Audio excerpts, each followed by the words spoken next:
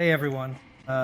Since our workshop isn't in Yekaterinburg, where our Ural Mars location is, and not in Kazan, where I live, where my family is, but it's located in Bashkiria, that's why I don't get to fly out here to the workshop very often.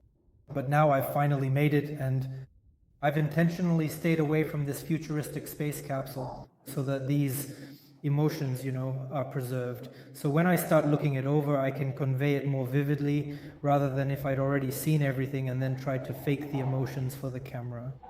So let's go take a look. Honestly, the first impression, it just doesn't come across on camera at all. I mean, in no way. When I walked in, I was just, wow, it doesn't seem like a non-functional, or rather not a residential capsule. It's like they're building a real spaceship or even a submarine, some kind of huge bathyscaphe.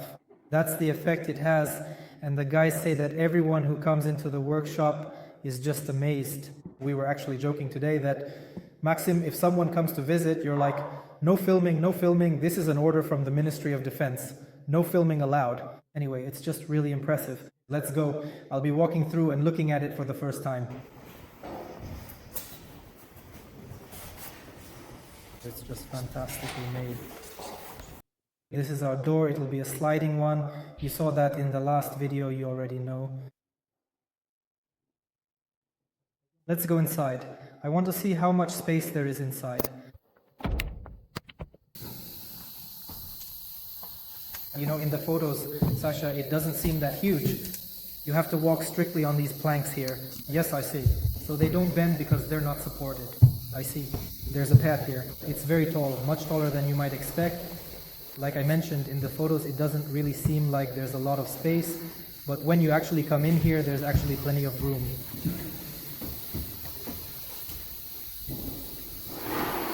A couch, a bed. Yeah. The visor, yeah, we discussed that. It should be longer.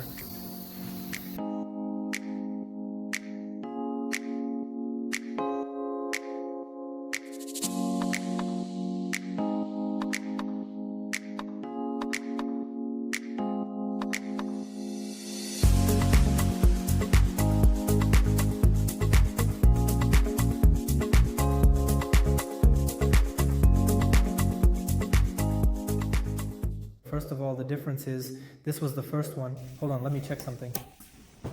Here, I have a height, specifically a height of 2.20 meters. This measurement is achieved without a reinforced frame, so what you see here are two capsules placed side by side. This is the one that's in our prototype right now. Its exact height, so visually they are almost no different. This one is even taller. I think it looks a little more interesting because I raised the height by 10 centimeters. This one you see is more flattened, and this one is a little higher, these 10 centimeters, and how they already make a difference.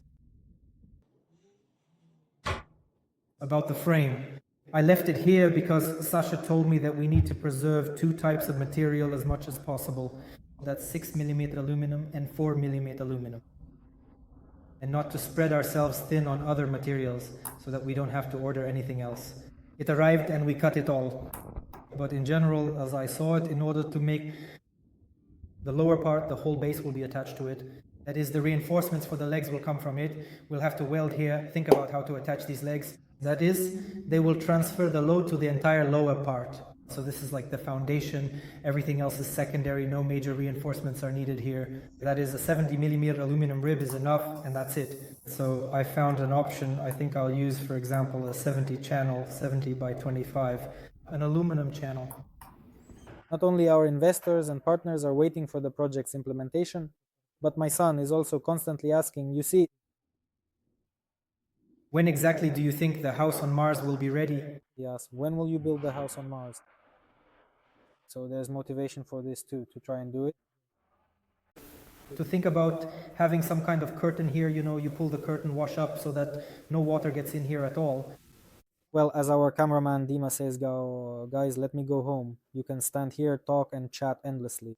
And indeed, we've been just discussing and discussing for about 4 hours now. But for today, the plan was completed. We discussed all our accumulated experience based on the prototype, but tomorrow we'll wait for more feedback from our designer architect, And tomorrow we'll start working on the interior, how and where everything will be located. And we'll show you that later as well. So don't switch off, watch, the video will get more dynamic and interesting. So these are the preliminary revisions from the architect. The proposal is to make a small kitchen area here. We'll have cabinets here, possibly pull out, or maybe with small hinge doors. And another option is to make a countertop here for work, with a computer, or even just to eat. Over here we formed this section, a sort of block, in order to make a bathroom. We'll have a toilet here and a shower. Here we'll have something like a glass enclosure. This is planned as our utility block, so everything will be located here. That is where will be the supply ventilation for intake and exhaust. The air conditioner lines will run through here, and possibly we'll have the utility connections here for the bathroom and some other elements. We'll have to think about it, see? It's a bit hard to say right now. We'll think it over and see. And over here, the bed is starting to take shape. A sleeping area, rather, not a bed, a sleeping area. So there will be a sort of podium, so you can spend the night here or even just relax. We're considering one option where the bed could be split into two parts. It won't always be a family staying here. It could be, for example, two people, say two friends who come, and it won't be entirely comfortable for them to sleep together. And so it should be divided, some kind of partition pulls out, something like that. A little idea just came to us. We'll see. We'll develop it as we go, and we'll think about that option. Today we worked on the interior to understand where everything will be located. So basically, here's what we came up with. In the bow section, we have the bed. There's actually a lot of space. We thought about it sort of. We lay down, four of us lay down, and everyone fits. Right here will be the bathroom itself. Here's the toilet, the sink, and right here will be the shower itself. So it's all in one, just like if you've seen it in the sleeper cars on trains, if anyone has traveled that way, it's a similar solution. In yachts, right, Sash? It's the same solution. Here we'll have various utilities. Everything here is like the brain of our space capsule. And over here is a small kitchenette. I mean, we haven't planned for a stove here for someone to be cooking porridge. There will be a microwave, a kettle, and a sink, and a small one. Yeah, a little sink, a small one, right? And here will be the table itself for eating, for sitting comfortably at the computer to work, for those who like that, and with such a cool view of Mars. All these details are a preliminary mock-up. This will be built up, so there will be pull-out drawers here, so this will gain more volume. All of this will be thought through and drawn out further. Yeah, the main thing now is to understand where the large blocks will be, where things will be located, which zones. So this kind of zoning. Then, of course, all of this will be worked out in great detail. Well, it's already being worked out. There's actually a lot of space.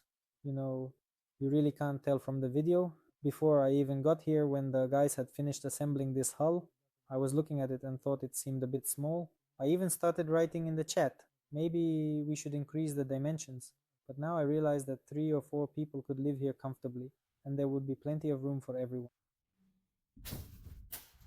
Yes, and we can also comment on the tail section. We're planning to have a very large window here in the tail section, which will later lower down on hydraulics, forming a sort of deck, so you can just step out, admire the scenery, look at the stars, or simply relax.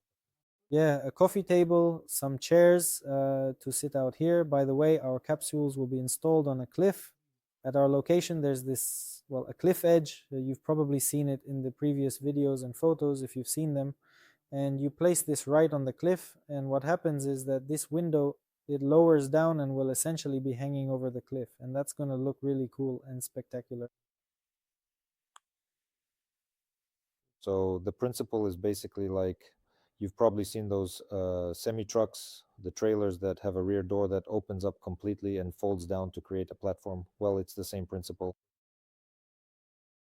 So what's next, Sash? What are our plans?